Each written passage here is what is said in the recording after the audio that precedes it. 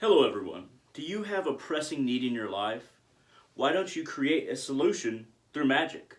Now, to most people, magic is card tricks, it's illusion, it's dealing with the day-to-day and making it seem fantastical.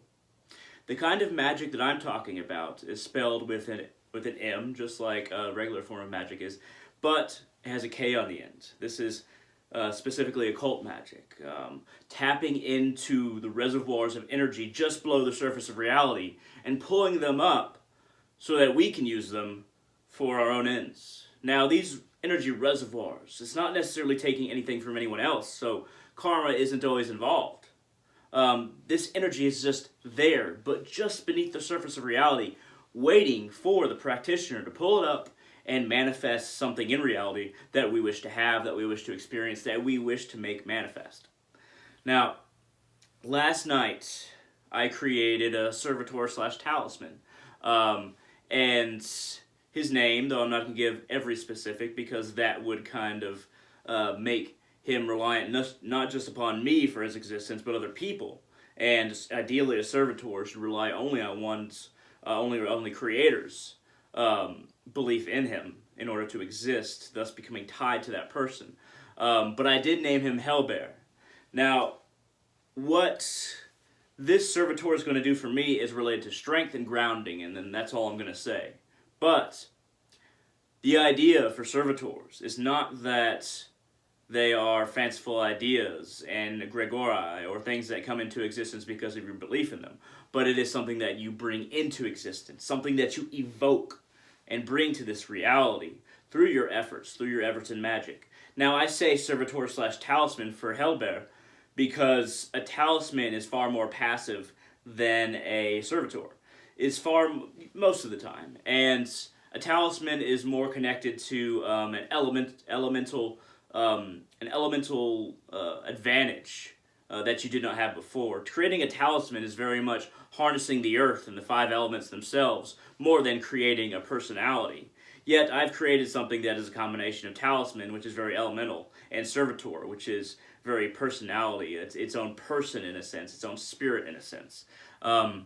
I've developed certain tactics, but I also have read books on how to create servitors, and I've tested them out over long periods of time.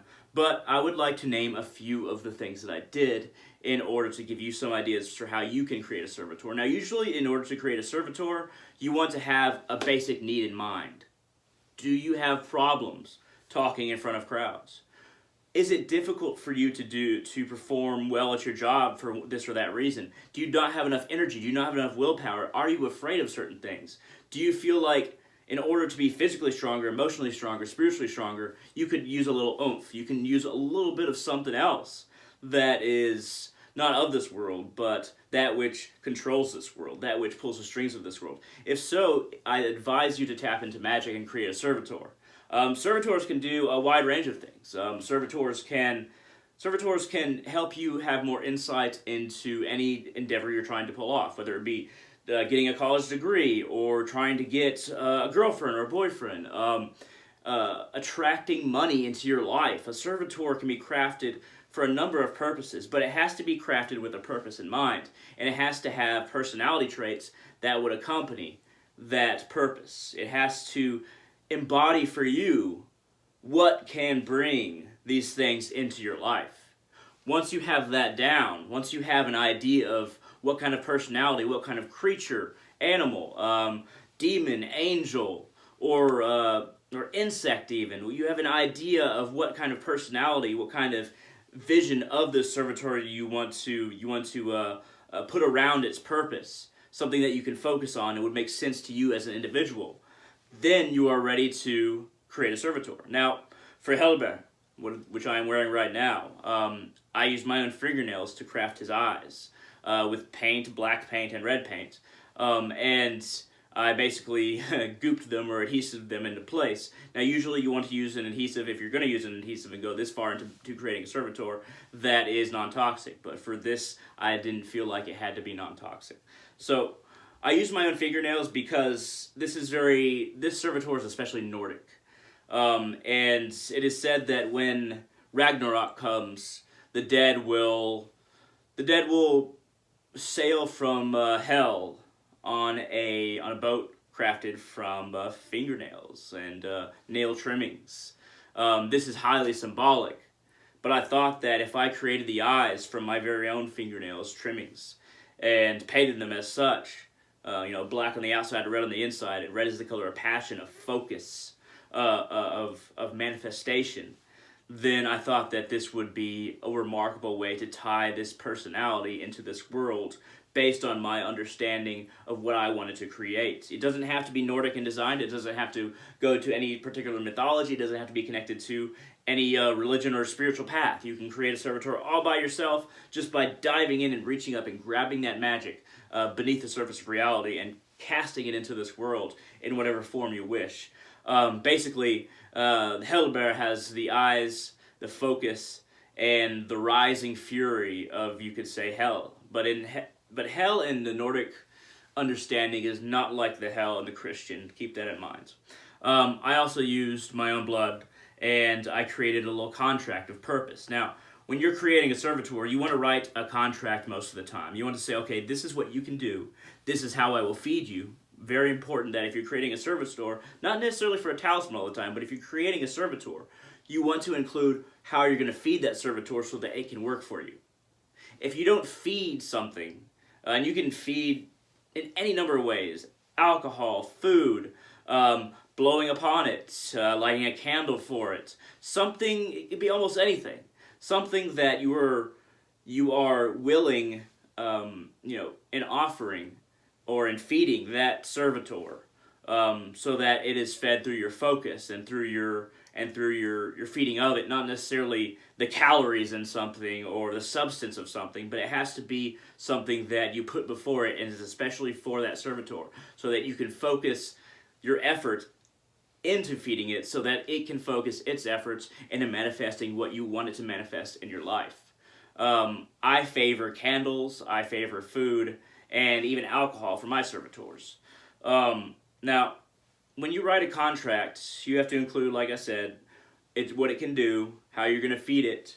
You might want to include a sigil. You might want to create a sigil for it that you can, even if you don't wear your servitor, which you definitely don't have to, you can write that sigil, and that can help you cast a spell if that's what the servitor's purpose is. It can help you be able to talk in front of people if that's what the purpose of the servitor is.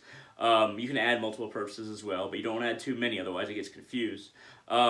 It may be you write that sigil so that it can bring more money towards you in a given situation, so that you can do well in that job interview, even if you're not carrying your servitor with you. When you have the personality, what it can do, what it looks like, its sigil, you also want to include something else in the contract.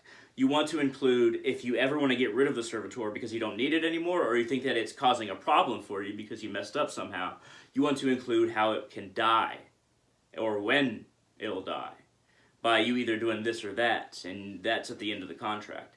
You want to make this contract very personal. You might want to put the contract within the servitor, or you might want to keep it separately if you feel like that is necessary, to where you can burn the contract separately even if you lose the servitor, so that is out of the realm of existence, and it's not something that's still tied to you but not being controlled by you, which is very dangerous, depending on how powerful your servitor is.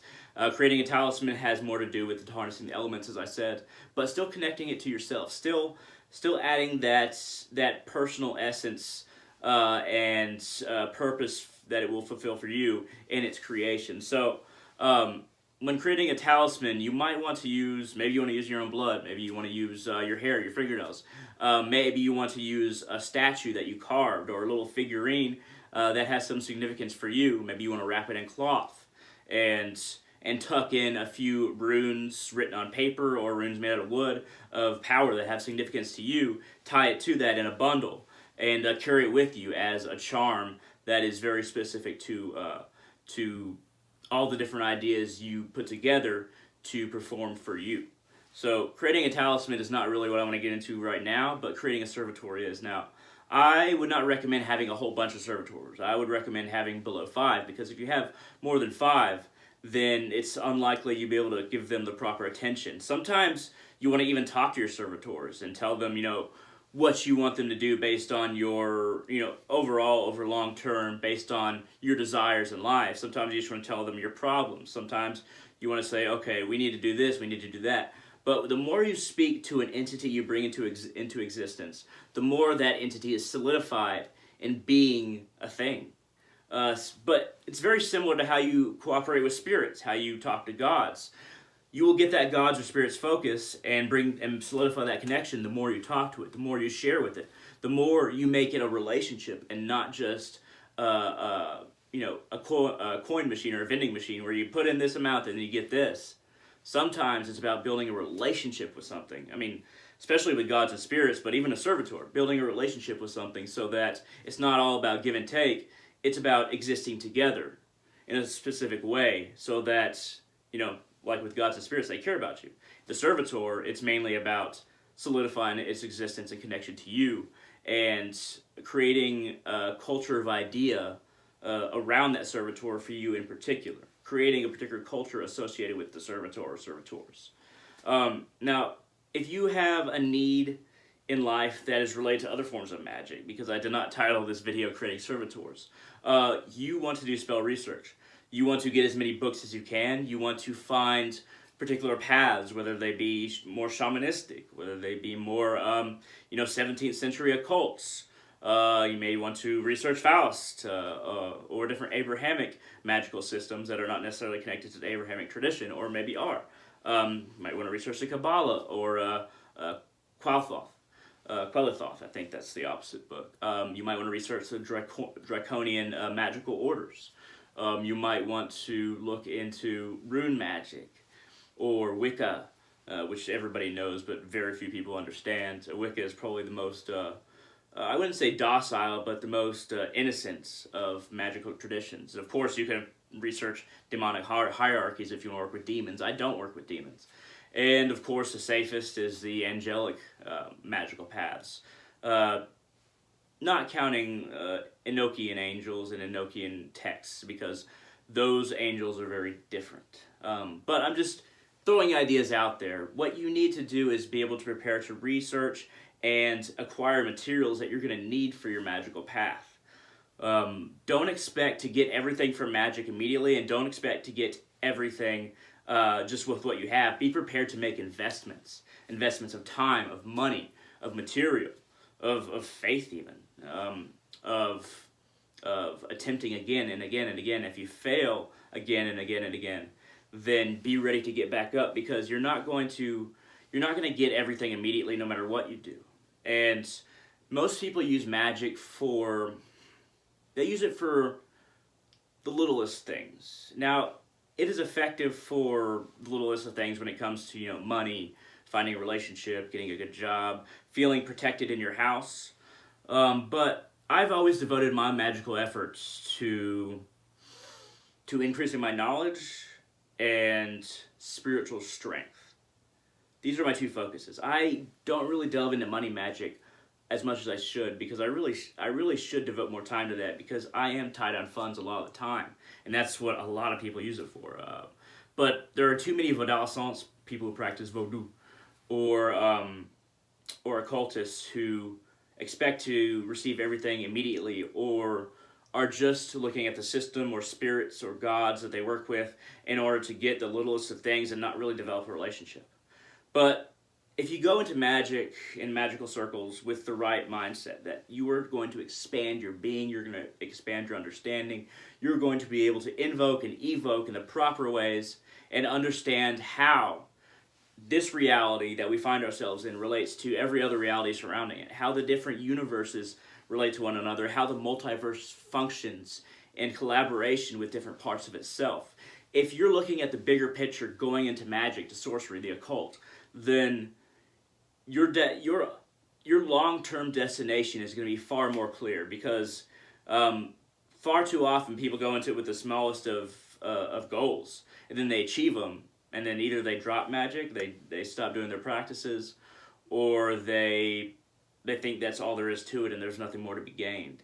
If you're going to use magic just to become a more successful human here on Earth, and not expand your consciousness or your soul's journey, or even if you solidify in the left-hand path to your ego and understand what you can do as an individual. If you're not going to reach for those highest achievements, then you might as well not go into it at all, in my opinion, because there are other ways to get more money, get a relationship.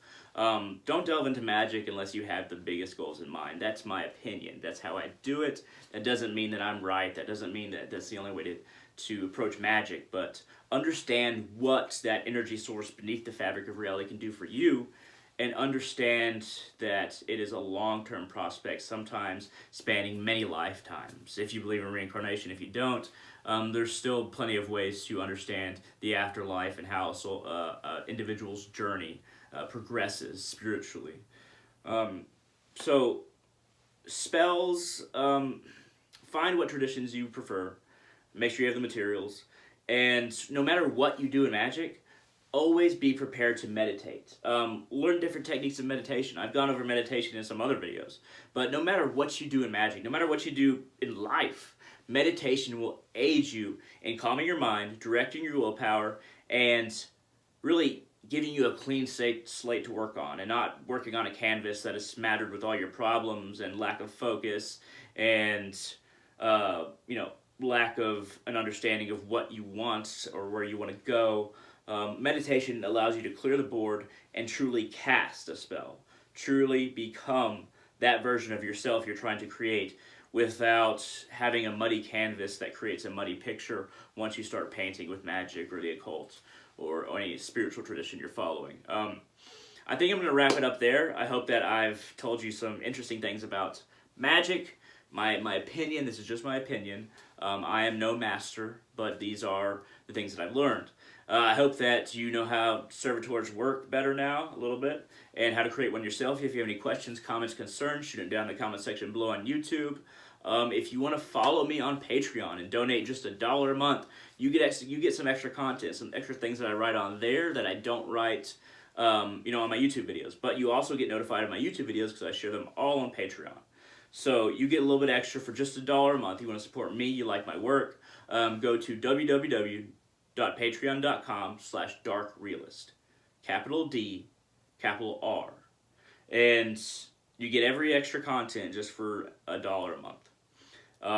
I would love to have some more patrons. I don't have very many right now, but figuring out all the online stuff is still rather new to me. I feel like I'm still a newbie despite being on here for a few years.